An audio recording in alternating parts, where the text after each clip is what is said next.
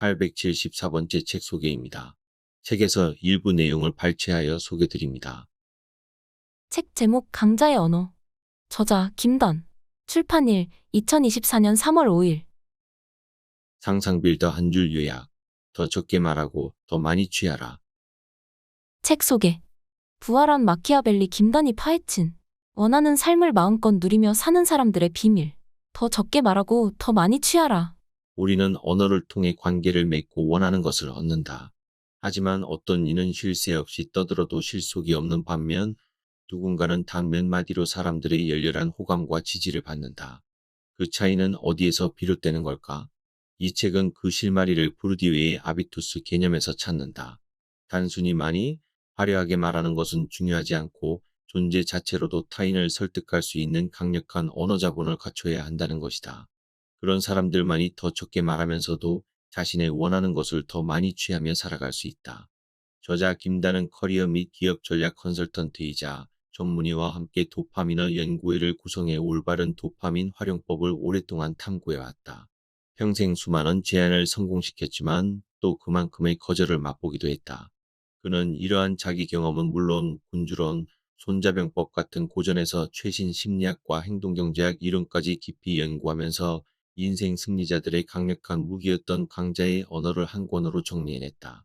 그들이 지닌 아비투스의 실체가 무엇인지, 어떻게 해야 그것을 얻을 수 있고 또 자유롭게 활용해서 원하는 삶을 마음껏 누릴 수 있는지 궁금한가? 그렇다면 이 책이 그 비밀을 찾을 수 있는 최상층의 인문학 수업을 제공할 것이다. 회장은 싸움을 걸어놓고 그제야 이길 방법을 찾지만 명장은 싸우기 전에 이길 조건을 갖춰놓고 승리를 확인한다. 그래서 명장의 싸움은 오히려 싱겁게 끝나는 경우가 많다.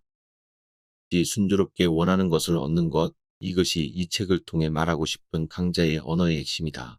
그걸 손에 넣을 수만 있다면 우리는 분명 인생에서 더 많은 것을 이뤄낼 수 있다. 저자 소개. 저자 김단, 리더십 컨설턴트, 작가, 강연가, 비즈니스 전략가, 한양대학교 경영학과를 졸업하고 커리어 컨설턴트, 기업 전략 컨설턴트로 활동했다. 수년 전부터 전문의와 함께 도파민을 연구하는 모임인 도파미너를 구성했으며 육망의 힘을 건강하게 사용하는 법을 찾아 동서양 고전과 철학, 심리학 등을 공부했다. 그리하여 마침내 부와 성공을 이루고 인간관계의 주도권을 쥔 강자들의 공통점을 언어자본에서 찾았고 이를 강화하는 기술들을 이 책에 담았다. 지은 책으로 관계력, 역주행의 비밀 등이 있다. 책에서 얻은 내용. 내가 하는 말이 곧 나다.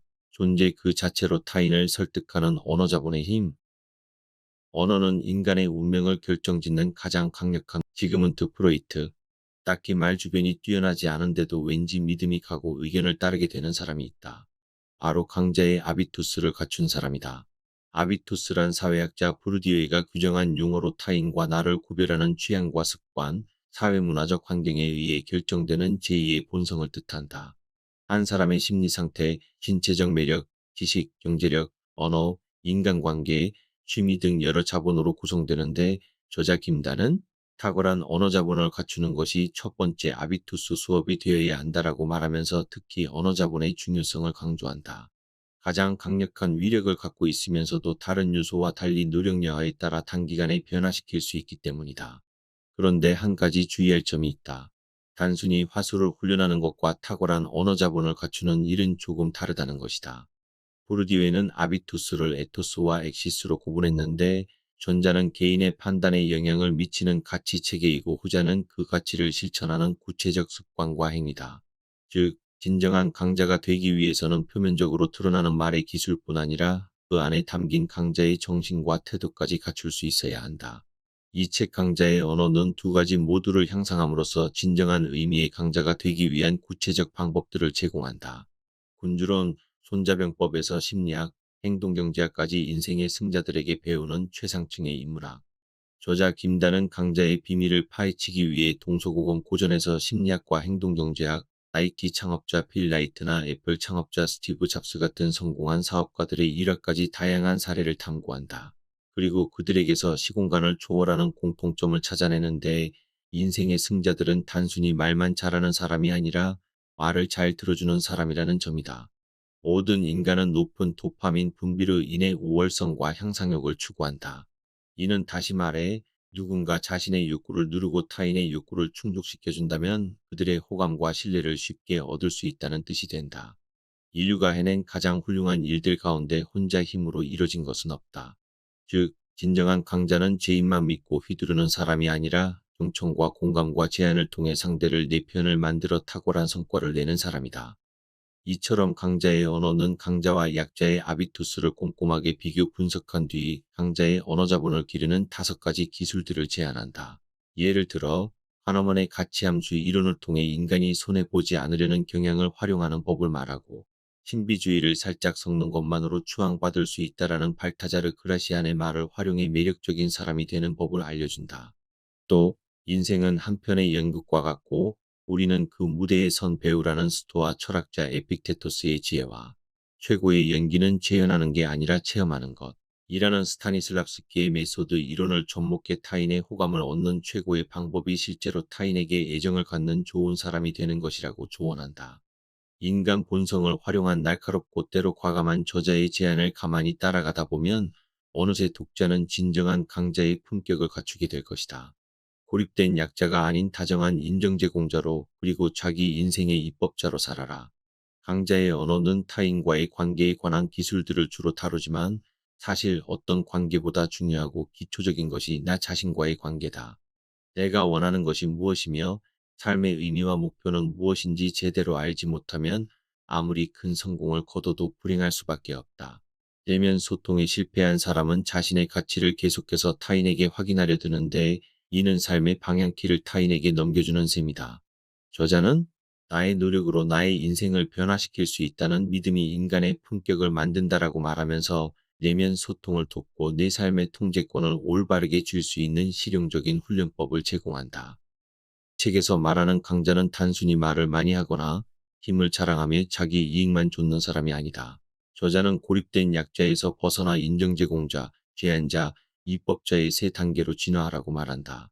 타인을 먼저 인정하고 호감과 신뢰를 토대로 제안하며 내 이익만 좇는 것이 아닌 타인의 이익까지 아우를 수 있는 법과 원칙을 세우라는 것이다.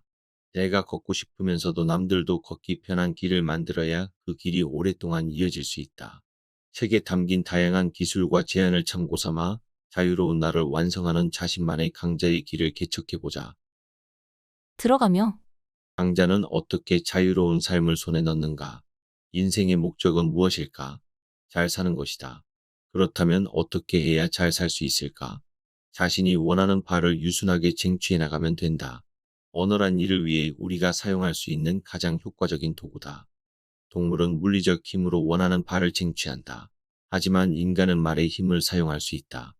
자연 속 만인에 대한 투쟁 상태를 지향하고 거기 쓰일 에너지를 자신과 공동체의 발전에 사용할 수 있었기에 인간은 연약한 신체를 갖고도 만물의 영장으로 군림할 수 있었다. 동서양을 막론하고 말의 힘을 능숙하게 다룰 줄 아는 이들은 무리를 이끄는 리더가 되거나 큰 부를 손에 얻거나 자신에게 닥친 위기를 슬기롭게 극복하는 등 인생을 잘 살아갈 수 있었다. 하지만 비슷한 내용의 말을 해도 누군가는 실속 없이 떠벌리지만 누군가는 몇 마디로 원하는 것을 쉽게 얻는다. 둘의 차이는 무엇일까? 고대 그리스에서는 말에 힘을 부여하는 요소를 3영역으로 나누어 이해했다. 바로 로고스 이성, 파토스 감성, 그리고 에토스다. 앞선 2영역이 화술과 관련이 있다면 에토스는 체형, 옷차림, 목소리, 성실성, 카리스마 등 그 사람의 삶 자체에서 비롯된 전반적인 품격과 태도를 뜻한다. 약자의 10마디보다 강자의 한마디가 훨씬 힘이 센 이유가 여기 있다. 약자가 아무리 화려한 말재주를 뽐내도 에토스를 갖춘 강자의 한마디가 훨씬 믿음직스러운 것이다. 따라서 강자가 되고 싶은 사람은 말의 기술이 아닌 말의 품격을 높여야 한다. 사회학자 피에르 부르디에는 이를 아비투스 헤베테사는 개념으로 발전시켜 정리했다. 아비투스에는 한 사람의 심리 상태, 신체적 매력, 지식, 경제력, 언어, 인간관계, 취미 등 그 사람을 그 사람답게 만드는 모든 것이 드러나는데, 사람들은 이를 기준으로 상대의 신뢰성을 판단한다는 것이다. 아비투스를 구성하는 여러 요소 중에서 특히 주목할 만한 것이 언어다. 다른 요소들은 단기간에 바꾸기 어렵지만 언어만큼은 노력에 따라 단기간에 변화시킬 수 있기 때문이다. 희곡, 뮤지컬, 영화 등으로 널리 사랑받았던 마이 페어 레이디라는 작품에서 음성학자 히긴스는 친구들과 짓궂은 내기를 한다. 거리에서 꽃을 파는 가난한 여성을 상류층 무도회에 어울릴 만한 이로 바꿀 수 있겠냐는 것이다. 그리고 히긴스는 6개월 만에 그녀를 완벽한 사교계의 스타로 만들어낸다. 발음, 표정, 자세, 섬세한 표현 등의 언어 습관을 교정해 가난한 여성을 품격 있는 교양인으로 만든 것이다. 이 책의 목표는 히긴스의 것과 같다. 독자에게 강자의 언어 습관을 익혀 최상층의 아비투스를 갖추게 하는 것이다. 하지만 여기서 언어 습관은 단순한 말재주를 말하는 게 아니다. 보르디오에는 아비투스를 에토스이타스와 엑시스 헥스로 구분했는데 전자는 개인의 판단에 영향을 끼치는 가치 체계, 후자는 그 가치를 실천하는 구체적 습관이나 행위를 말한다. 즉, 이 책은 강자의 엑시스뿐만 아니라 에토스도 함께 기르는 것을 목표로 한다. 이로써 강력한 언어 자본을 갖춰 적게 말하면서도 많이 얻으며 자유롭게 살기를 바란다. 사람들의 감정을 자극하는 화려한 수사나 빗장같이 단단한 논리는 있으면 좋으나 없어도 큰 지장이 없다. 오히려 그런 것들은 타인의 반감을 사기 쉬워 우리가 진정으로 원하는 것들을 얻는 데 방해가 될 때도 있다. 그래서 동서고금 위대한 사상가들은 한결같이 이렇게 말한다. 힘 있는 말은 다정하고 조용한 말이다. 랄프 waldo 에머슨. 인간에겐 입이 하나, 귀가 2개 있다. 말하는 것보다 듣는 것을 2배로 하라는 뜻이다. 탈무드. 말재주를 어디에 쓰겠는가. 약삭빠른 구변으로 남의 말을 막아서 자주 남에게 미움만 받을 뿐이니 그가 어딘지는 모르겠으나 말재주를 어디에 쓰겠는가. 또너 공야장. 질 나쁜 질문을 하는 자에겐 알려주지 말고 퉁명스럽게 대답하는 자에겐 질문하지 말며 설명이 저질스러운 자에겐 듣지 말고 다투려는 기색이 있는 자와는 말을 섞지 말라. 순자 권학. 이처럼 지혜로운 이들은 한결같이 말재주를 뽐내지 말고 오히려 말을 아낄 것을 강조한다. 왜 그럴까? 말의 힘은 그것을 함부로 쓸 때가 아니라 오히려 아낄 때 그 위력을 최대로 발휘할 수 있다는 진리를 알았기 때문이다. 중국 전국시대의 전략가 손문은 손자병법에서 이렇게 말한다. 패장은 싸움을 걸어놓고 이길 방법을 찾지만 명장은 싸우기 전에 이길 조건을 갖춰놓고 승리를 확인할 뿐이라고. 그래서 명장의 싸움은 오히려 싱겁게 끝나는 경우가 많다. 마찰 없이 순조롭게 원하는 것을 얻는 것, 이것이 우리가 평생 추구하고 연마해야 할 궁극의 도이자 이 책을 통해 말하고 싶은 강자의 언어의 핵심이다. 인간은 누구나 자신의 가치를 상승시키며 강자로 살고자 한다. 그러려면 단 한 가지만 비워내면 된다. 바로 매사 매순간의 주인공이 되고자 하는 마음이다. 나 이외에도 다른 모든 사람은 자신이 주인공이 되기를 원하기에 역설적으로 그 마음을 잘 비워내면 타인의 마음을 쉽게 얻을 수 있다. 그리고 그렇게 사로잡은 타인의 마음을 자기 그릇에 더 많이 담아낸 이가 원하는 모든 걸 얻을 수 있는 강력한 힘을 갖게 된다. 강자에게 필요한 것은 힘을 뽐내는 용맹한 병사의 손이 아니다. 전장을 넓게 바라보고 장기말을 움직이는 전략가의 날카로운 눈이다. 그걸 손에 넣을 수만 있다면 우리는 분명 인생에서 더 많은 것을 이뤄낼 수 있다.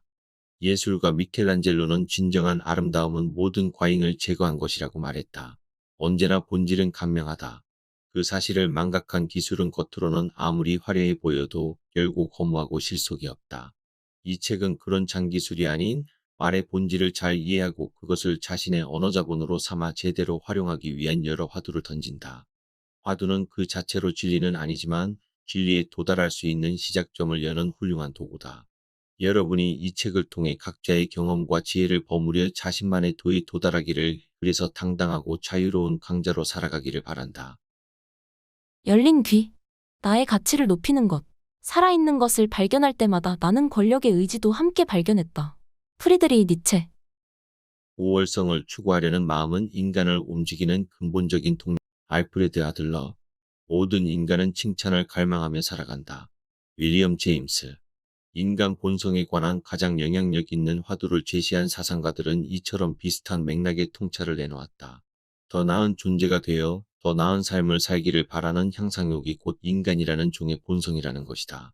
사자나 호랑이, 심지어 작은 침팬지조차 인간을 헝겊 인형처럼 찢어버릴 수 있는 막강한 힘을 갖고 있지만 결국 생태계의 지배자로 군림한 것은 인간이다. 털이 별로 없어 온도나 습도 변화에 민감하고 병균에 취약하며 태어난 뒤에도 절대적 양육자의 보호 없이는 열흘도 살아남을 수 없는 약한 포유류인 인간이 커다란 도시와 국가를 건설하고 문명을 이룰 수 있었던 원동력 중 하나가 바로 향상력이다.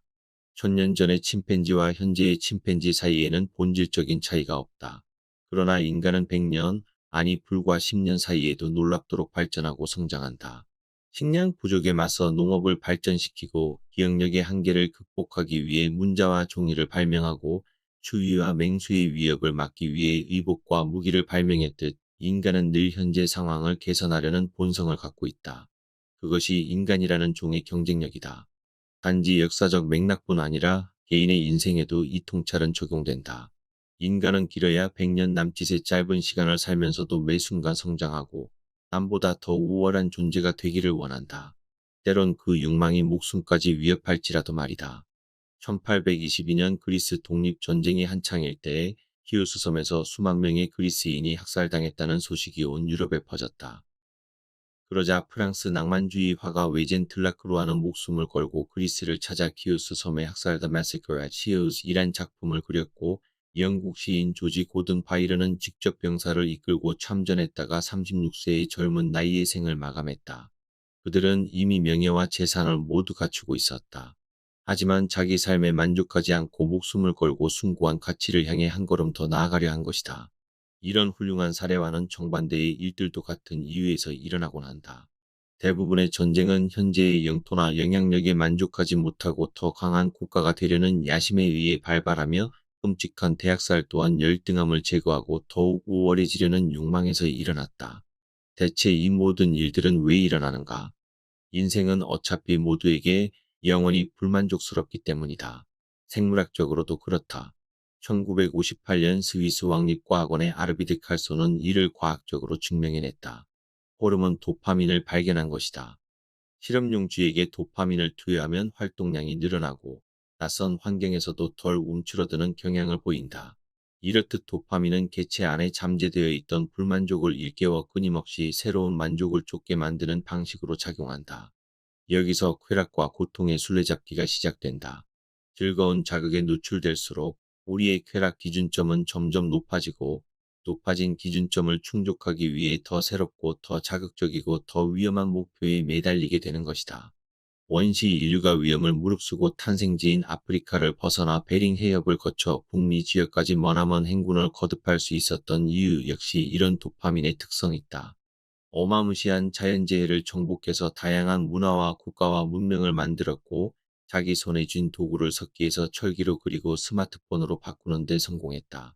그런데 도파민은 인간에게만 분비되는 호르몬이 아니라 모든 포유류에게 분비된다. 그렇기에 더 나은 것을 바라고 더 우월한 존재가 되기를 바라는 욕망이 인간 고유의 경쟁력이라는 가설이 성립하기 위해서는 보충 설명이 필요하다. 2017년 켄트 주립대학교 인류학과 메리 앤 라간티 교수는 인간 선조에게서 다른 동물보다 극적으로 높은 도파민이 분비되는 한편 상대적으로 아세틸콜린은 낮은 농도로 분비된다는 걸 발견했다. 아세틸콜린은 텃세를 부리거나 지배적 행동을 하는 것과 연관된 호르몬이다.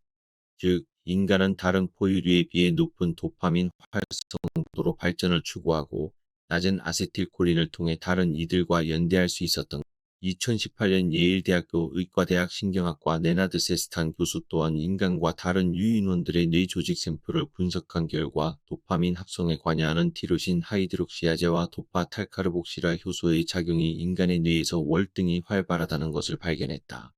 인간이 지닌 가장 특별한 무기는 훌륭한 두뇌다. 그리고 그 두뇌를 끊임없이 작동시키며 더 나은 만족을 줬게 하는 것이 도파민이다. 강력한 도파민의 영향력 아래에 인간은 늘 현재는 뭔가 부족하다고 느끼며 더 나은 것을 좇는다. 이것이 우리를 지배하는 공식이자 자의식의 작동 원리다. 인간이 사회적 동물이라고 일컫는 이유도 마찬가지다. 한 개체로서의 신체 조건은 자연의 다른 경쟁자들에 비해 형편없지만 낮은 아세틸콜린은 인간을 협동적으로 만들었다. 그래서 우리는 끊임없이 타인의 이해를 바라고 자신에 대해 해명하고 포장한다. 타인의 인정과 칭찬이 있어야 자신의 가치가 지켜졌다고 느끼고 나아가 자신의 가치가 상승됐다고 느낀다. 한편 세계적인 동물학자 데즈먼드 모리스는 다른 영장류와 인류를 구별하는 핵심 특징으로 수다를 들었다. 정말이지 우리는 끊임없이 떠들며 협업한다.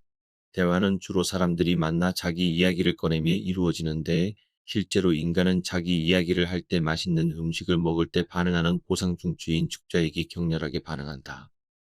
이야기를 하는 것이 맛있는 음식을 먹는 것만큼 즐거운 것이다. 자기 이야기가 그토록 즐겁기에 인류는 편지와 전화로도 모자라 SNS까지 발명하는 등 수다쟁이의 본성을 왕성하게 이어왔다. 그렇다면 이 과정에서 강자로 군림한 이들은 어떤 존재일까? 더 많은 정보를 가지고 있어서 더 많이 자기 이야기를 하는 존재일까? 역설적으로 다른 사람의 이야기를 더 잘 경청하는 존재가 강자가 된다. 아무리 뛰어난 지능과 신체 능력을 가졌다 할지라도 겨우 한 개체가 경험할 수 있는 신체적, 지적 정보의 양과 발현할 수 있는 능력은 지극히 한정적이다. 따라서 수다쟁이의 본성을 누르고 다른 이가 생각하고 경험한 정보를 더 많이 수집한 이가 자연스레 더 지혜롭고 강해질 수 있는 것이다. 게다가 사람은 누구나 자기 할 말만 떠드는 사람보다 다른 이의 말을 잘 들어주는 사람에게 훨씬 호감을 느낀다. 다시 말해, 강자가 되고 싶다면 계속해서 자기 이야기를 떠들면서 타인의 인정을 바라는 인정투쟁을 할 게 아니라 먼저 타인을 인정하는 인정제공자가 되어야 한다. 모두가 자신을 높이고 포장하는 말을 할 때 강자는 입이 아닌 귀를 먼저 연다. 인간에겐 입이 하나, 귀가 두 개 있다. 말하는 것보다 듣는 것을 두 배로 하라는 뜻이다라는 탈무드의 격언을 되새기는 것이다. 본능 깊은 곳에 자리한 도파민 자극을 거부하고 거꾸로 타인에게 인정과 칭찬을 베푼다. 그렇게 강자는 타인들로부터 더 많은 정보를 얻는 것은 물론 인간적 호감이라는 선물까지 챙긴다. 겸손한요. 그릇을 키우는 강력한 방법. 인간관계에서 강자가 되고 싶은가? 그렇다면 당신의 혀를 달변가가 되는 것이 아닌 인정제공자가 되는 데 써라. 실제로 역사 속에서 달변가로 불리던 이들 가운데에는 오히려 비참한 최후를 맞은 경우가 꽤 많았다. 그들의 유능한 혀가 결국 다른 사람들을 초라하게 만들었기 때문이다. 강자는 말하지 못해 안달이 난 사람이 아니라 자신의 갈증을 털어내는 법을 아는 사람이다. 짧은 말로 묵직하게 메시지를 전하고 오히려 타인을 인정하고 칭찬하는 데 자기 혀를 더 많이 사용한다. 달변의 기술은 어디까지나 부차적인 것이며 남용해서도 안 된다. 이런 진리를 터득해 인생에 녹여낼 수 있는 사람만이 강자가 될 수 있다. 인간의 자의식은 항상 자기 가치를 끌어올리기 위해 작동한다. 그래서 본능적으로 가치가 높다고 판단되는 것들을 가깝게 끌어당기려 한다. 예를 들어 명품을 몸에 걸치고 예술품을 사서 집에 걸어두는 행위나 고전을 탐독하며 명언을 수집하고 숭고한 진리를 좇는 행위가 그러하다. 아무리 뛰어나고 강하다 해도 광활한 사막에 홀로 존재하기를 원하는 인간은 없다. 오히려 수많은 사람과 사물과 사상에 연결되어 있기를 특히 높은 가치가 있다고 여겨지는 것들과 가까워지기를 바란다. 우리는 어떤 이들과 가깝게 지내려 하는가? 바로 내 가치를 높이는 데 도움이 되는 사람들이다. 그래서 우리는 우월한 사람과 가까워지려 한다. 물론 여기서 말하는 우월함이란 단순히 재력이나 권력, 재능만을 의미하지 않는다. 성실함, 공손함, 겸손함 같은 우수한 내적 자질을 모두 포함한다. 자신에게 질문해보라. 나는 나태하고 불손하고 거만한 사람과 친해지고 싶은가? 아니면 성실하고 공손하고 겸손한 사람과 어울리고 싶은가? 또한 우리는 자신의 가치를 인정해주는 사람과 가까워지려 한다. 가치란 상대적이다. 그것은 결국 세상과 자신의 관계 속에서 평가된다. 다시 말해, 경찰 가격표가 있는 게 아니라 더 훌륭한 사람, 더 많은 사람이 나를 높게 평가해 줄 때 내 가치가 높아지는 것이다. 그래서 우리는 내 가치를 높게 평가해 주는 사람을 좋아하고 가까워지려고 한다. 그런 이들을 곁에 두어야 자존감도 올라가고 실제 내 가치와 평판도 높아지기 때문이다. 경제학적으로 가치는 희소성에 의해 결정된다. 이는 다이아몬드나 황금처럼 압도적으로 우월해서 다른 것과 차별될 때 생성된다. 사람의 가치도 마찬가지다. 내가 누군가를 인정해서 그를 우월한 사람으로 만들면 그의 가치도 오르겠지만 동시에 내 가치도 오르게 된다. 다른 사람들 역시 나를 통해 자기 가치를 높이려 하기 때문이다. 따라서 인정제공자에게 많은 사람이 따르는 것은 너무도 당연하다. 이것이 바로 노자가 말한 돈은 비우면 저절로 채워지는 것의 경지다. 남을 먼저 인정하는 태도가 습관이 되면 향상욕은 무리해서 좇지 않아도 저절로 충족된다. 비우면 저절로 채워지고 낮추면 저절로 높아지고 나를 주장하지 않으면 저절로 나를 이루게 되는 것이다. 향상욕을 채우기 위해 자기 능력을 불필요하게 자랑하는 모습은 역설적으로 자신을 약자로 만든다. 나를 자랑해 남의 초라함이 부각될수록 상대는 나와 거리감을 느끼게 된다. 그 과정에서 불필요한 시기와 질투를 살 수도 있다. 단순히 쓸모없는 행위를 넘어 해로운 행위다. 늘 자신을 겸손하게 낮추고 오히려 타인의 뽐내려는 마음을 받아주어라. 그런 자세가 궁극적으로 당신의 가치를 높여줄 것이다. 옛날 중국 한 나라를 세운 유방의 신하 중에 한 신이라는 장군이 있었다. 뛰어난 용병술로 유방의 라이벌이었던 초나라 항우를 물리치는 데 가장 큰 공을 세웠지만 성격이 지나치게 오만했다. 어느 날 큰 연회가 열렸는데 임금인 유방이 신하인 한신에게 이렇게 물었다. 그대가 생각하기에 나는 얼마만큼의 군대를 지휘할 수 있겠는가? 한신이 답했다. 10만의 군대를 능히 지휘하실 수 있습니다. 그러자 유방이 다시 물었다. 그렇다면 그대는 어떤가? 한신이 다시 답했다. 저야 당연히 그보다 많으면 많을수록 좋지요. 다다익선이라는 고사성어가 여기서 유래했다. 유능했지만 오만한 혀를 지닌 한신은 결국 토사구팽의 처지가 되어 비참하게 목숨을 잃었지만 신하의 오만한 말도 관대하게 받아들였던 유방은 마침내 천하를 손에 넣을 수 있었다. 큰 꿈을 이루고 싶은가? 혼자 힘으로 이룰 수 있는 것은 한계가 있다.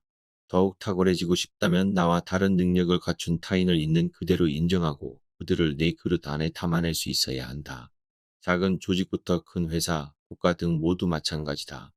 여러 사람의 힘을 하나로 뭉칠 때 인간은 훨씬 빠르게 훌륭한 성과를 낼 수 있다. 그러기 위해선 먼저 주변에 있는 타인의 존재를 진심으로 인정하고 그의 가치를 높여줄 수 있어야 한다. 그들의 능력만 이용하겠다는 시커먼 속내는 언젠가 드러나기 마련이다. 오직 진심으로 그들의 장점을 발견할 때만 그들의 마음을 사로잡아 내 편으로 만들 수 있다. 바로 청정이 천하정, 즉 맑고 고요함으로 천하를 바르게 할 수 있다는 노자의 가르침에 담긴 참뜻이다. 맑고 고요한 마음으로 타인을 바라볼 수 있다면 당신의 그릇은 그 어떤 꿈도 기꺼이 이뤄낼 만큼 커질 수 있을 것이다. 과시욕, 위선의 가치. 사람들은 자신의 가치를 높이기 위해 타인과 구분짓고 특별해지고자 한다. 나와 다른 이들을 울타리 안에 묻고 자신은 그 울타리 밖에서 평가하기를 즐긴다. 하지만 시간이 지나면 어느새 고립되어 있는 자신을 발견하게 될 것이다. 집단은 한번 배척되기 시작한 누군가에게 무자비한 경향이 있다. 개인이 아무리 탁월한 능력이 있어도 집단을 이기기 어렵기에 사람들은 손쉬운 사냥감이 된 이들을 아무렇지도 않게 손가락질하고 자신이 가진 온갖 부정적 감정을 쏟아낸다. 집단의 일부로서 타인을 공격하면 책임감이 분산되기에 죄책감도 줄어든다. 더욱이 사냥감이 된 당사자가 뭔가 그릇된 행실로 명분을 제공했다면 그 공격성은 더욱 과감해진다. 사람의 마음은 자신의 가치를 더 이상 상승시킬 수 없다고 생각할 때 뒤틀린다. 그럴 때 인간은 선한 본성을 잃고 타인의 불행을 반긴다. 자기 삶의 고달픔을 누군가의 불행을 통해 달래고 종종 그 불행의 땔감도 보탬에 즐기는 것이다. 지난 수년간 우리 사회 곳곳에서 벌어진 모습이다.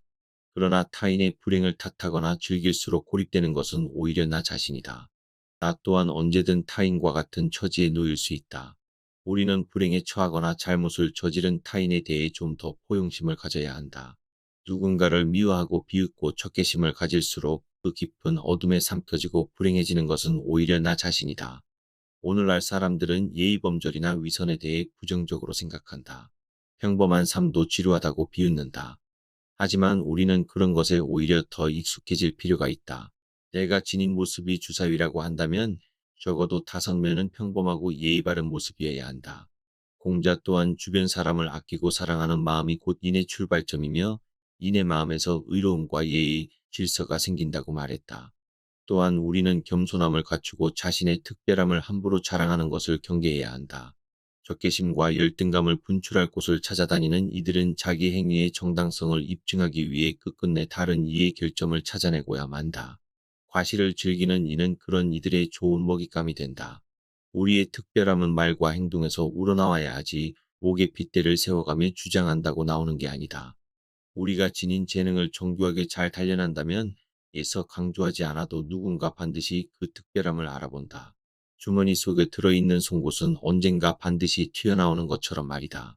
당장의 처지가 마음에 들지 않더라도 스스로 과시하고 무리하거나 타인에게 적개심을 표출하는 대신 때를 차분히 기다리면서 차분히 정진할 필요가 있다. 노자는 말한다. 무거운 것은 가벼운 것의 뿌리가 되고 고요함은 조급함의 주인이 된다. 가벼우면 근본을 잃게 되고 조급하면 주인의 자리를 잃게 된다. 고난의 행군 뒤에 전우애가 깊어지는 까닭은 병사들이 비슷한 처지에서 같은 상황과 감정을 공유했다고 느끼기 때문이다. 그때 병사들은 동료 병사들과 우애를 느끼지 지휘관과 그 감정을 공유하진 않는다. 이런 유대감은 어려운 상황에서 나를 지켜줄 갑옷이자 원하는 바를 이루게 해줄 창이다. 아무리 특별한 재능을 가진 사람도 타인과의 이런 유대감은 반드시 필요하다. 그런 유대감을 원한다면 타인에게 자신의 특별함을 뽐내지 말고 오히려 그들과 자신이 평범한 동료라고 어필하라. 그렇게 동료와 유대감과 호감을 쌓는다면 그들은 이내 나의 특별함을 온건한 눈으로 바라봐주고 전시 상황에서 든든한 전우가 되어줄 것이다. 사람들이 평범한 이가 영웅이 되는 이야기에 열광하는 까닭은 공감할 수 있기 때문이다. 학연, 지연, 혈연 같은 것들이 영원히 사라질 수 없는 이유 역시 공감대 때문이다. 모든 공감의 기본은 교집합을 찾는 것이다. 너와 다르지 않다. 이 생각을 늘 염두에 두면서 그것이 말과 표정으로 우러나오게 해야 한다.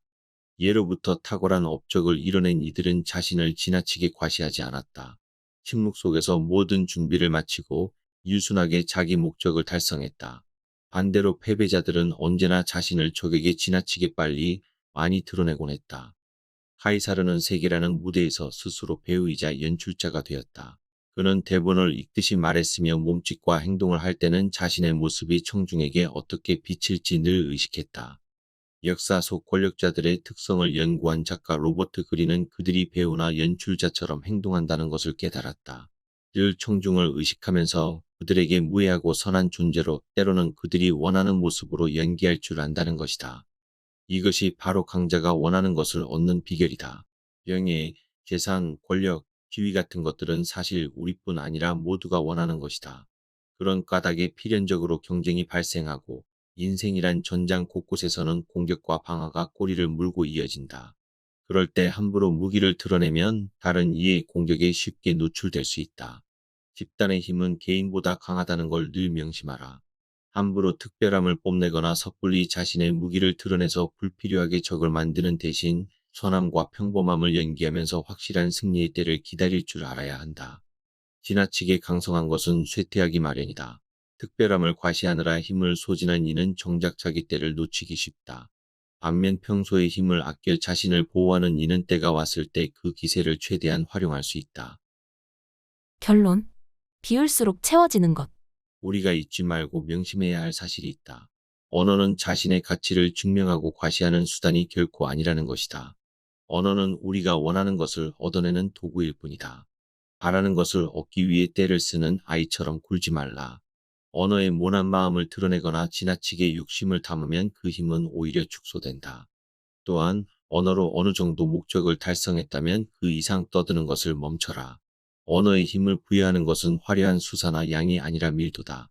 우리는 번지르르한 말을 길게 떠드는 사람보다 품격 있고 유점만 말하는 사람을 훨씬 신뢰한다. 따라서 강자는 수사 공부에 몰두하는 대신 자신의 품격을 높이는 방법을 고민한다. 내면의 단단함을 차분하게 연마하면 품격은 자연스레 우러나오기 마련이다. 그런 이들은 애쓰지 않아도 사람들을 자석처럼 끌어당긴다. 말을 길게 느리는 버릇이 있다면 당장 버려라. 자신감이 없고 남에게 인정받지 못한다고 생각하는 사람일수록 그런 버릇으로 자신을 과장되게 꾸미거나 말을 주도권을 한시도 놓치지 않으려 애쓴다. 전형적인 약자의 표식이다. 오히려 반대로 말과 말 사이에 여백을 더할수록 남들을 포용할수록 우리는 인정제공자로서의 지위를 공고히 할 수 있다. 당연히 원하는 바도 더욱 순조롭게 얻을 수 있다. 이것이 강자의 역설이다. 바라지 않을수록 기꺼이 내줄수록 오히려 더 많이 얻을 수 있다. 본인의 가치를 증명하기 위해 구구절절한 이야기를 나열해봐야 타인은 결코 그 거대한 욕망을 온전히 채워주지 못한다.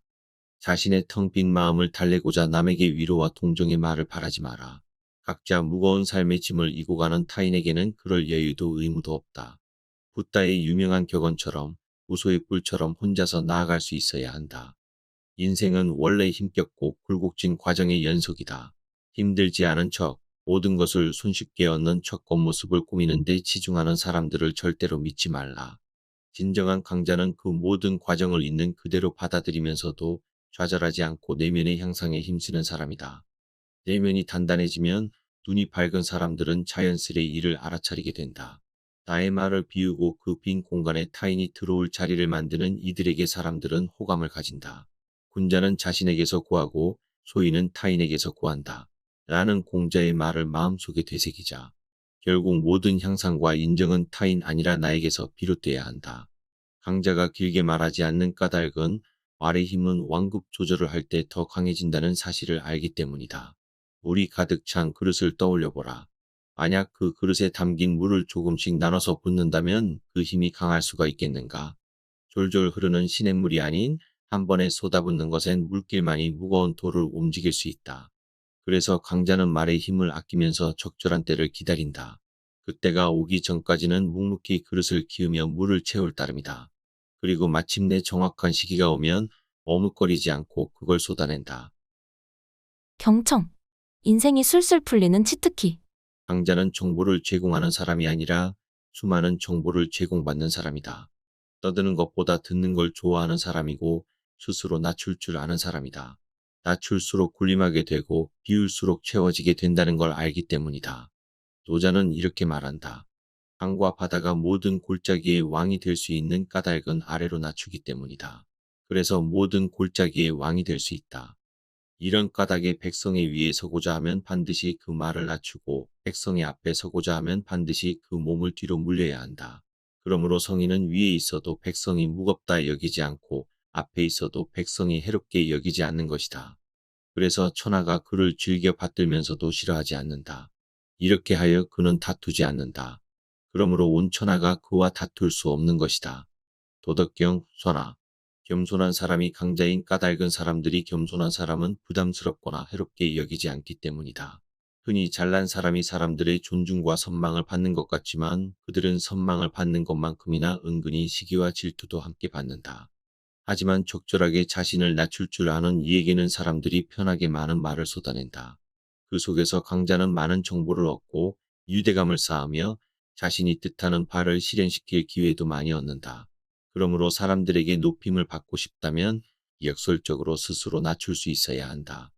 지혜로운 자는 이해를 고려하여 적절히 섞어 운영한다. 이로움을 만들어 인물을 신뢰하게 만들고 해로움으로 근심거리를 해결한다. 그러므로 해로움으로 제후를 굴복시키고 이로움을 보여주어 제후를 유인한다. 손자병법 구변. 손문은 탁월한 전략가였지만 직접 전쟁을 치르는 것보다 전쟁을 예방하는 것을 더 중요하게 생각했다. 싸워서 얻어내는 것보다 싸움을 피하고 얻어내는 것이 더 좋다고 생각했기 때문이다. 이를 위해서는 최대한 많은 정보를 쥐고 그것을 이용할 줄 알아야 한다. 지피지기 백전불태, 즉 상대를 알고 나를 알면 100번 싸워도 위태롭지 않다고 말한 뜻이 여기 있다. 생존을 건 싸움이 빈번하게 이뤄졌던 전국시대와 달리 오늘날 우리가 마주하는 사람들은 목숨을 걸고 물리쳐야 할 적이 아니다. 하지만 정보의 힘만은 여전히 중요하다. 상대가 무엇을 원하고 꺼리는지를 알면 우리가 원하는 바를 효과적으로 관철할 수 있다. 내 입장을 관철시키는 것이 아닌 너와 나 양쪽 모두가 받아들일 만한 타협점을 도출해 제안하는 것이 바로 협상이다. 상대의 본심을 유추하고 욕망을 가늠하여 내 욕망을 최대한으로 실현할 교집합을 찾는 것이다. 그러려면 상대에게 더 많은 말을 하게 만드는 게 좋다. 그래야 정보를 얻고 나아가 친밀감을 쌓을 수 있다. 앞서 살펴본 것처럼 인간의 뇌는 말하는 것을 즐기도록 설계됐기 때문이다. 상대가 나를 편하게 여겨서 많은 말을 하면 나는 큰 그릇이 되어 그것들을 잘 담아내면 된다. 우리는 지혜롭고 윤리적이어서 본받을 만한 사람을 성인이라 부른다. 본래 성은 귀가 좋아 다른 사람의 말을 잘 듣는 사람, 하늘의 소리를 잘 듣는 사람을 뜻한다. 공자나 노자, 붓다 등 훌륭한 덕망을 갖춘 성인을 묘사할 때 공통적으로 큰 귀를 그리는 이유가 이 때문이다. 성인의 가르침은 입과 혀가 아니라 귀로부터 나온다. 큰 그릇을 가진 진정한 리더가 되고 싶은가? 그렇다면 끊임없이 자랑을 하며 떠드는데 에너지를 낭비하지 마라. 반대로 자신을 낮추어 상대를 편하게 만들고 상대의 가치를 인정해 주어 그가 신나게 만들어라. 꼭 이해관계 때문에 그러라는 게 아니다. 상대를 기분 좋게 만드는 행위는 이해관계를 떠나 언제나 유용하다. 우리는 모두 더 나은 사람이 되고 싶고 자신의 가치를 상승시키고자 하는 향상욕이 있다. 살아가면서 그 욕망을 충족하지 못하면 실망하고 좌절하고 부정적인 에너지에 사로잡혀 결국 자신을 망치고 타인과 세상에까지 부정적인 영향을 미친다. 존중. 사람을 얻는 지혜. 약자는 쉴 새 없이 떠들지만 정작 실속이 없다. 아니면 하고 싶은 말이 있어도 눈치를 보느라 꼭 참는다. 반대로 강자는 많은 말을 하지 않지만 꼭 필요한 몇 마디의 말을 적절한 타이밍에 함으로써 상대의 마음을 움켜쥔다. 이처럼 힘 있는 언어를 손에 넣기 위해 우리는 무엇을 해야 하는가? 바로 인간의 가치 증가 욕구를 이해하는 것이다. 이를 통해 우리는 말의 힘을 강화할 수 있고 적게 말하고 많이 취할 수 있다. 중국 전국시대의 철학자 순자는 다음과 같이 말했다. 높은 곳에 올라 손을 흔들면 팔을 길게 느린 것도 아니지만 멀리서도 볼 수 있고 바람이 부는 방향으로 외치면 소리를 더 크게 낸 것도 아니지만 멀리서도 들을 수 있다. 수레와 말을 빌린 사람은 발이 빨라진 것은 아니지만 천리를 나아갈 수 있고 배와 노를 빌린 사람은 물에 익숙해진 것도 아니건만 장강과 황하를 건넌다. 군자는 태어날 때 특별하게 태어나는 것이 아니라 사물을 다룰 줄 아는 사람이다. 순자 권학 순자는 이 구절을 통해 외부의 상황과 에너지를 잘 활용하는 지혜를 강조한다. 또 능히 그럴 능력을 갖춘 사람을 군자라 부른다. 기원에서 바둑을 둘 때 눈앞에 상대에게 패배한 사람은 그걸 못 봤네, 실수했네라고 말하지 자신의 실력이 부족해서 졌다는 말은 잘 하지 않는다. 자신의 가치를 지키고 싶기 때문이다. 그때 못 본 게 아니라 못하시는 것 같습니다라고 말하면 어떻게 되겠는가? 당연히 상대는 불같이 화를 낼 것이다. 자신의 가치가 깎였기 때문이다. 그런 상황에서 상대는 내가 무례하고 비열한 사람이 될수록 자기 가치가 보존되기에 계속 그 악감정을 이어갈 것이다. 겨우 바둑 한 경기로 적을 만들어버린 것이다. 반대로 이번 판은 제가 운이 좋았습니다. 혹은 어떻게 겨우 이겼습니다라고 말하면 어떨까? 관계가 가까워질 것이다. 그 말이 그의 가치를 지켜주었기 때문이다. 지극히 단순한 논리다. 앞서 우리는 강자의 언어가 적과 싸워 이기기 위한 것이 아니라 적마저 내 편으로 만드는 것임을 살펴보았다. 그렇다면 구체적으로 어떤 언어를 통해 사람을 얻을 수 있는가? 미켈란젤로는 다음과 같은 유명한 말을 남겼다. 모든 돌덩어리는 이미 조각상들을 품고 있다. 그것을 발견하는 사람이 조각가이다. 조각 작품은 내가 작업을 하기 전에 이미 그 대리석 안에 만들어져 있다. 나는 다만 그 주변의 돌을 제거할 뿐이다. 이 두 문장의 친밀감의 본질이 응축되어 있다. 미켈란젤로는 조각이 없는 형상을 만드는 것이 아니라 봉툭한 대리석 안에 있는 완성된 조각의 형상을 발견하는 것이라 보았다. 그에게 대리석은 단순한 재료가 아니라 이미 완성된 작품이 들어있는 대상이었다. 사람도 마찬가지다. 누구나 마음속에 조각상 하나쯤은 품고 산다. 비록 현재의 모습이 그 조각상의 모습과 거리가 있을지라도 말이다. 예컨대 나는 깊은 통찰력을 갖춘 성실한 작가라는 조각상을 마음에 품고 있다. 그래서 내 주장과 문장력, 분면성을 칭찬하는 이에게 마음을 연다. 나의 노모는 헌신적으로 훌륭하게 자식을 길러낸 엄마라는 조각상을 품고 있다. 그래서 당신의 희생을 인정하는 말에 호의적으로 반응한다. 어떤 직장인은 동료와 화합하는 존재가 되고 싶은 마음을 품고 있고 다른 누군가는 남들과 다른 탁월한 존재가 되고 싶은 마음을 품고 있다. 설령 현재 보이는 모습이 그렇지 않을지언정 내면에 품은 마음을 누군가가 알아주고 또 그렇게 바라봐준다면 쉽게 마음이 열릴 수밖에 없다. 철학자 아리스토텔레스는 이를 탁월성어리티라는 개념으로 설명했다. 예컨대 도토리에는 참나무가 될 수 있는 잠재력이 있다. 여기서 씨앗은 그냥 씨앗이 아니라 가능태로서 존재하는 나무다. 인간도 마찬가지다. 불해가 없어 물에 저절로 뜨질 못해 계속 헤엄치지 않고서는 살아갈 수 없는 상어처럼 인간은 솟구치는 도파민으로 인해 늘 향상욕을 품고 산다. 아직 겉모습은 도토리에 불과한 사람도 가슴 한편에는 참나무가 있다. 따라서 우리가 상대의 겉모습이 아닌 내면의 참나무를 보는 투시력을 기른다면 어떤 상대와도 빠르게 가까워질 수 있다. 좋은 관계는 우리가 원하는 바를 이룰 수 있는 가장 훌륭한 자산이다. 이때 좋은 관계를 맺기 위한 훌륭한 팁이 하나 있다. 앞서 순자가 말한 것처럼 사물을 잘 이용하는 것이다. 인격자로 보이고 싶은 사람에게 외모만 칭찬하거나 이남으로 불리고 싶은 사람에게 인격만 칭찬해서는 상대의 마음을 얻을 수 없다. 사람의 마음을 얻는 방법에는 크게 세 가지가 있다. 첫 번째는 인기, 권력, 재력, 좋은 품성과 평판 등 높은 가치를 갖추는 것이다. 이 방법은 말의 힘을 갖추고 관계의 자산을 키우는 가장 확실한 방법이다. 쉽게 말해 자신이 더 나은 사람이 되면 사람들은 자연히 나와 가까워지고 싶어 한다. 이들은 다른 사람과 고민의 방향이 조금 달라. 그들은 어떻게 사람들과 친해질까가 아니라 타인의 진정성이 어떨까를 고민한다. 따라서 우리는 더 나은 사람이 되기 위한 노력을 중단해서는 안 된다. 물론 인기, 권력, 재력 등은 단시간 내에 얻기 힘들다. 이럴 땐 상대적으로 이루기 쉬운 것부터 천천히 향상시키자. 상대의 방어 기제를 건드리지 않는 습관을 기르는 것도 방법이다. 말을 조심스레 하는 사람은 타인의 좋은 평판을 얻는다. 그 과정 속에서 자신감이라는 또 하나의 자산을 얻을 수 있다. 자신감은 나의 힘으로 삶을 개선시킬 수 있는 능력이 있다는 확신이다. 이를 지렛대 삼아 나머지 영역을 키워나가면 사람들에게 존경과 사랑을 받을 수 있다. 강해지기를 포기하는 사람은 어떠한 것도 손에 쥘 수 없다. 아무리 열심히 노력해도 당장 큰 결과를 얻을 수는 없겠지만 거대한 산과 바다도 결국 한 줌의 모래와 물방울들이 모여 이루어진 것이다. 결국 모든 일이 이루어질 것이고 좀 더 나은 자신이 될 수 있다는 믿음을 지켜야 한다. 공자 역시 어릴 적에는 비천한 일을 하며 자신을 갈고 닦았다고 고백했고 무려 13년 동안 곳곳을 떠돌며 상가집, 저작거리 등 장소를 가리지 않고 자기 뜻을 전파했다. 더 나은 인간이 된다는 건 이처럼 절대 포기하지 않고 끝없이 노력하는 사람만이 도달할 수 있는 경지다. 사람의 마음을 얻는 두 번째 방법은 상대의 가치를 올려주는 것이다. 모호한 말이 아니라 구체적 칭찬으로 상대의 고유성을 존중하고 그의 통찰에 공감해줘라. 때로는 상대에게 조언을 구함으로써 그의 역량을 간접적으로 인정해주는 것도 좋다. 다시 말해 상대가 쓸모 있는 사람이라는 기분이 들게 해주는 것이다. 자신을 도토리가 아니라 참나무로 바라봐주는 상대에게 우리는 기꺼이 헌신과 애정으로 그 값을 지불한다.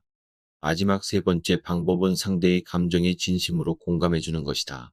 하나의 조각상이 탄생하기 위해서는 불필요한 부분들이 제거되어야 한다. 누군가 그런 장애물을 탓하며 답답함과 억울함을 느낀다면 기꺼이 공감해줘라. 이때 공감은 구체적인 것이 좋다. 앞선 미켈란젤로의 예시처럼 상대의 가치 상승을 방해하는 장애물을 적극적으로 치워주는 것이다. 이를테면 누구보다 열심히 일했지만 승진하지 못해 울분에 찬 동료에게 괜찮아? 힘내라고 말하는 건 조금 부족하다. 이런 단순한 위로는 근본적인 원인에 대한 공감이 아니기에 상대의 귓등에 오래 머물지 못한다. 그럴 땐 동료에게 회사의 평가 기준이 이해가 안 되네. 너처럼 열심히 일하고 능력 있는 사람이 승진 못하다니 회사의 미래가 걱정된다라는 식으로 상대의 가치 상승을 방해하는 장애물을 정확하게 짚어주는 말을 건네야 상대의 억울함이 해소된다. 인간에게는 향상욕이 인생 최대의 과제이기에 높은 곳에서 굽어보며 어깨를 두드리는 말보다는 자신과 나란히 서서 앞에 놓인 장애물을 정확하게 짚어주는 태도에 더 호의적으로 반응한다. 그런 말을 해주는 사람은 주변인이 아니라 같은 적을 두고 싸우는 아군으로 인식되기 때문이다. 강자의 품격. 중국 후한말, 삼국시대의 판도를 좌우한 중요한 전투 중 하나가 관도대전이다. 조조와 원소가 관도에서 정면 승부를 벌인 것인데 이때 출병을 앞둔 원소에게 참모 전풍이 간언을 올렸다. 지금 조조군은 서주를 격파해 사기가 하늘을 찌릅니다. 가볍게 대적할 상대가 아니니 좀 더 때를 기다리다가 그들이 느슨해지는 틈을 타 움직이십시오. 그러나 원소는 그의 말을 듣지 않았고 전풍이 거듭 간언하자 오히려 화를 내며 옥에 가두어 버렸다. 결국 출정을 감행한 원소가 참패하자 옥리가 전풍에게 다가가서 말했다. 축하드립니다. 원소 장군이 이번에 패했으니 다시 공을 쓰지 않겠습니까? 하지만 전풍은 씁쓸한 표정으로 말했다. 나는 이제 죽을 것이다. 장군은 겉으로는 너그럽지만 안으로는 시기심이 가득하다. 만약 이번에 이겼다면 기뻐서라도 나를 살려주겠지만 패했으니 수치스러운 마음에 나를 살려두겠는가. 그 말대로 원소는 전풍을 죽였다. 원소가 전풍을 거부하고 죽이기까지 했던 이유는 무엇일까? 조조의 참모 순욱은 전풍을 이렇게 평가한 적이 있었다. 강인하지만 윗사람을 거스른다. 인간은 자기 자의식의 수호자다. 누구나 1인칭 주인공 시점으로 살아가기 때문이다. 따라서 인간에게는 자신의 가치를 떨어뜨리는 것에 맞서려는 본능이 있다. 자신을 힘으로 억누르는 세상과 타인을 가해자로, 자신을 피해자로 인식하는 것이다. 이런 관념은 여간해선 깨지지 않는다. 인간은 늘 자신이 오해받고 있으며 평가절하된다고 생각한다. 자신에겐 세상이 타인이 바라보는 것보다 더 많은 가능성이 있다고 생각하며 살아가는 것이다. 내가 무조건 옳다는 것이 우리 뇌에 잠재되어 있는 기본 값이다. 그래서 대부분의 인간은 자신을 돌아보고 성찰하는 성숙한 자의식의 단계로 진화하지 못한다. 따라서 우리는 이러한 본능을 스스로 경계하면서 동시에 잘 활용할 수 있어야 한다. 강자는 사회에 대해서도 인간에 대해서도 현실적이고 냉철한 태도를 취한다. 그에게는 허황한 판타지가 없다. 사람은 누구나 착한 사람처럼 보이고자 하지만 동시에 자기 손해를 감수하면서까지 타인을 편들어주지 않는다는 것을 안다. 따라서 맹목적인 온정을 기대하지 않는다. 또한 주변인의 됨됨이를 일일이 고치려 하기보다는 그 사람의 좋은 면을 살리고 좋지 않은 면모에 해를 입지 않도록 유의한다. 사람은 쉽게 바뀌지 않으며 누군가에게 교정당한다는 느낌이 드는 순간 대부분 수치심과 분노를 느낀다는 것을 알고 있기 때문이다. 하지만 그렇다고 해서 자기 곁에 믿을 만한 사람이 없다거나 인복이 없다는 식의 비관론에 빠지지도 않는다. 그저 현실의 상황에서 최선의 행동을 하며 타인이 아닌 자신을 개선하는 데 힘쓴다. 어느 날 공자의 제자인 자공이 스승에게 물었다. 저희가 평생을 지켜나갈 한마디가 있겠습니까? 공자가 답했다. 자기가 원하지 않는 것을 남에게 시키지 않는 것이다. 성경에도 비슷한 구절이 있다. 남이 너희에게 해주기를 바라는 그대로 너희도 남에게 해주어라. 이들이 한 목소리로 강조하는 것은 자기중심성을 탈피하라는 것이다. 자기 입장과 타인의 입장을 바꿔서 생각해보고 문제가 생길 땐 자기 자신을 점검함으로써 우리는 자기중심성을 벗어날 수 있다. 모든 것이 최악입니다. 난 지쳤습니다. 더 이상 버틸 수 없어요. 이것만이 나의 탈출구입니다. 당신의 사랑은 내 분수에 넘쳤지만 난 실패자예요. 정말 미안하지만 이것만이 내게 남겨진 유일한 길입니다. 16 미국 경제 대공황 시기에 공매도로 무려 2조 원을 벌어들인 개인 투자가 제시 리버모어는 불과 10년 후 맨해튼의 한 호텔에서 위와 같은 유서를 남기고 목숨을 끊는다. 비록 몇 번의 파산을 거쳤지만 어디까지나 전략적 파산이었고 여전히 상당한 재산이 남아 있었다. 그러나 객관적 현실과 상관없이 인간은 스스로 무능하고 가치 없다고 생각하는 순간 스스로를 파괴하고 만다. 이러한 진실을 잘 이해하는 강자는 자신을 성찰하되 과도한 자기 비하에 빠지지 않고 좋은 사람이고자 하는 타인의 본능도 함부로 깨지 않는다. 전혀 본받을 것이 없는 어떤 선배가 자기 경험을 이야기하며 내 어깨에 손을 얹는다고 구태여 과장되게 어깨를 털 필요는 없다. 또한 누군가 자신이 좋은 사람임을 과시하면 그냥 그 사람의 그런 면모를 칭찬해줘라. 다른 사람을 칭찬하고 존중하는 데에는 값을 지불하지 않아도 된다. 그것들은 다 나에게 복리로 쌓인다. 전부는 아니겠지만 누군가는 진정으로 내가 힘들 때 내 가치의 지지선이 되어주고 손을 건네줄 것이다. 강자는 공감에 능하다. 상대의 말을 경청하고 짧은 문장으로 명확하게 공감해준다. 타인의 미움을 쉽게 사지 않아 불필요한 적을 만들지 않는다. 강자는 자신의 유머 감각을 과시하기 위해 혹은 자신을 뽐내기 위해 타인을 깔보지 않는다. 타인의 방어 기제를 공격하지 않으며 무익한 대화를 지향한다. 자신이 소화할 수 없을 정도로 타인을 챙기느라 시간을 좀 먹지 않으며 습관적으로 감정을 토로하는 사람들에게서 자신의 기분을 지킬 줄도 안다.